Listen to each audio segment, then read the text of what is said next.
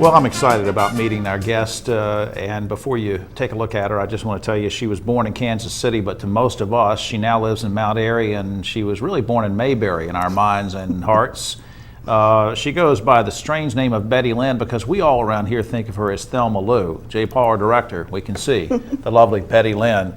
And I am so glad that you could drop by Triad today and see us. Oh, thank you, Jim. Big You're fan very of yours. sweet. Big well, fan I of yours. appreciate that. You know, a lot of folks don't realize that they think of anybody, not just you, but anybody on the Andy Griffith Show. They think, well, that's where their career started.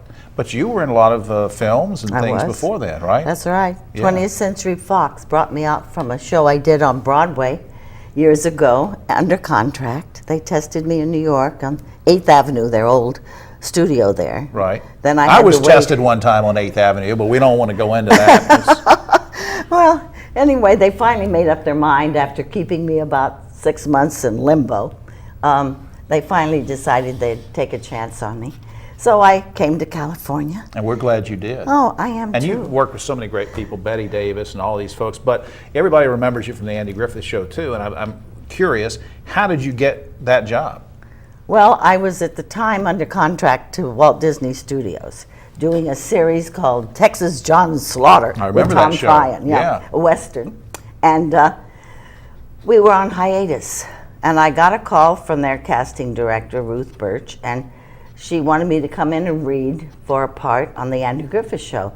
Well, I had only seen the show twice before, and I was so impressed. I laughed. I was all alone in the house, and I heard this laughter out loud, which you don't do a lot of with TV sometimes.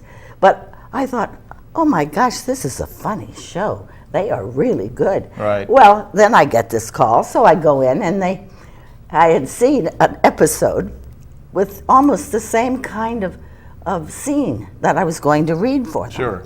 And I thought, well, isn't that funny? It's opposite Don Knotts.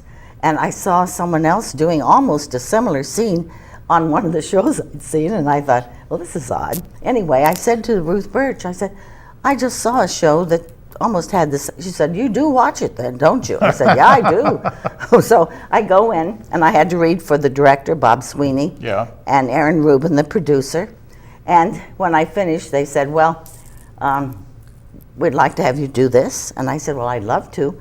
And they said, I said, but I am under contract to Disney. Well, in the meantime, Disney dropped our show. Oh, isn't that fortuitous that you the other? I know. But well, you were too. But I had no contract with the Griffith Show. Yeah, but I mean, you were really, you know, as a glamorous actress, though. I mean, you come into this situation where you're supposed to be sort of a countrified. Well, I never played glamour roles. In fact, I used to get hurt. I wanted false eyelashes.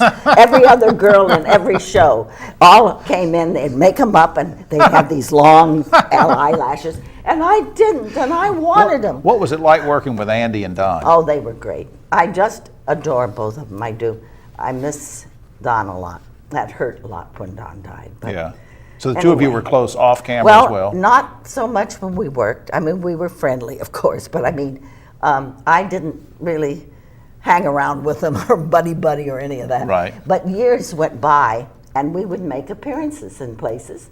And when we did, I got to know Francie, his widow now, but anyhow, we in LA, we would get together for dinner in hotels. I'd take them or they'd take me, and then Francie and I would laugh and talk, and everybody thinks Don would be just like Barney. He isn't. Yeah.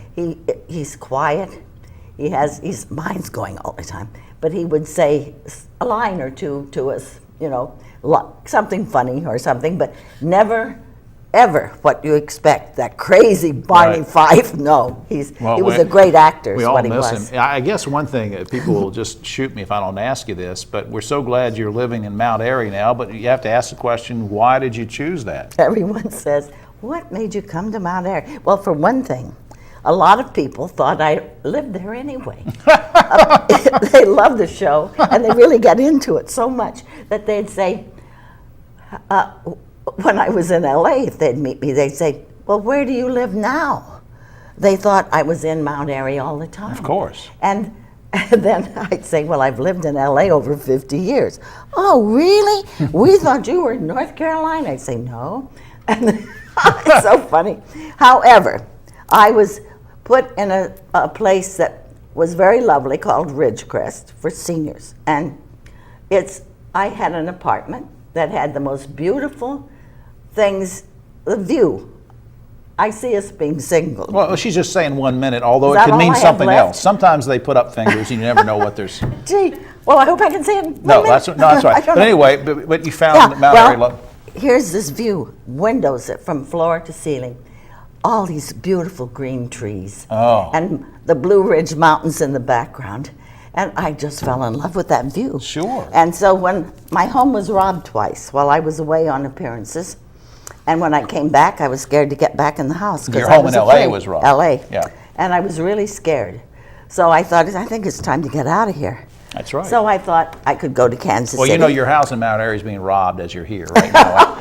I sent some people over there, and Steve, one of the guys. Well, everything's already gone, oh, it's Jim. Gone. That's right. Thank you for doing that. Will you not be a stranger and come back and see us again sometime? I would love to. I would love to. I'm sorry. I guess I ran over time. No, that's all right. No, we're fine. We're going to fit all this in, and thanks for letting me call you Thelma Lou and all that good stuff. I love Thelma Lou. You Thanks. can call me that anytime. Thank you. All right. Thank you, Jim. I just got kissed by Thelma Lou, and we'll be right back.